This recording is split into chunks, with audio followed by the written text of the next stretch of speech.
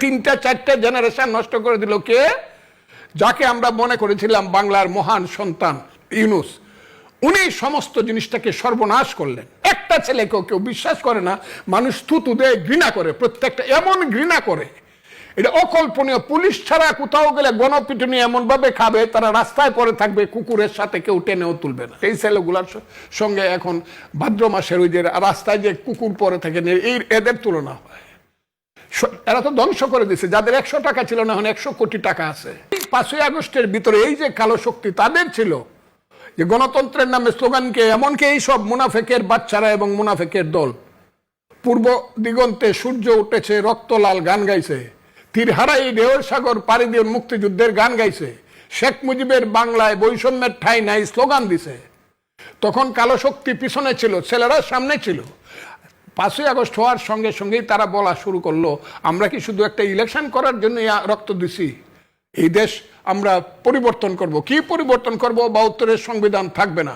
মুক্তিযুদ্ধ কোনো যুদ্ধ না, যুদ্ধ ছিল, মুক্তিযুদ্ধ ছিল 47 এবং 24। মুক্তিযুদ্ধ ছিল গন্ডগোল। ইন্ডিয়া ষড়যন্ত্র করে আমাদের দেশ ভাঙছে, কাজে আমরা পাকিস্তানে ফেরত যাব। সংগ্রামটা তো এইখানে শুরু হইলো, দ্বন্দ্বটা এইখানে শুরু হইলো, আমরা তো শুরু করি এইখানে। তিনটা চারটা জেনারেশন নষ্ট করে দিল কে? যাকে আমরা মনে করেছিলাম বাংলার মহান সন্তান জনাব মোহাম্মদ অধ্যাপক ইউনূস, উনি সমস্ত জিনিসটাকে সর্বনাশ করলেন।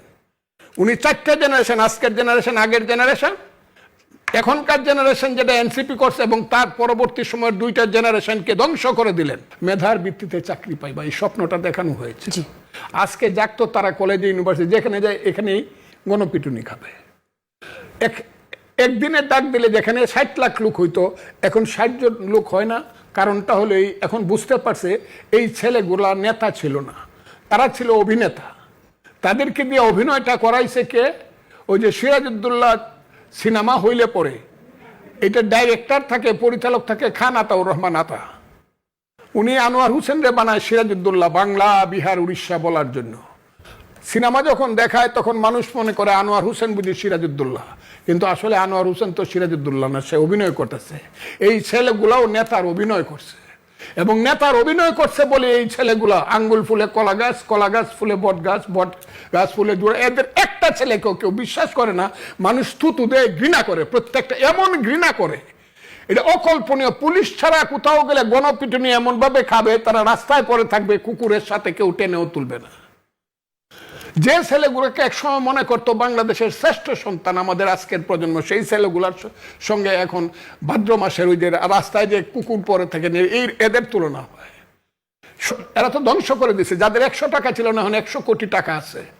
যারা 10 টাকা দিয়ে গাড়ি চলতে পার, রিক্সায় চলতে পার, বাসে চলতে পারতো না, তাদের এখন 100 কোটি টাকা আছে। কিন্তু তারা তো বলছেন তারা চাইলে সরকারকে আবার লন্ডনে ফেরত পাঠাতে পারেন। আবার ফেলে দিবে?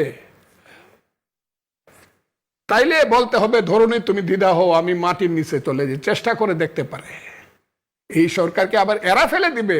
অসম্ভব।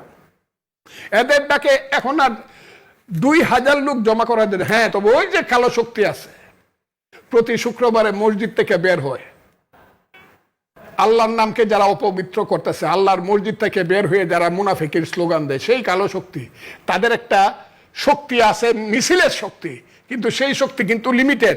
আজকে যদি 10,000 বাইরে হয়, আগামীকালও 10,000, পরশুও 10,000, 10,000 এক হবে না। কারণ তাদের শক্তিটাকে তারা অর্থ, বিত্ত, আরো অনেক কিছু দিয়ে এটা সৃষ্টি করতে হয়।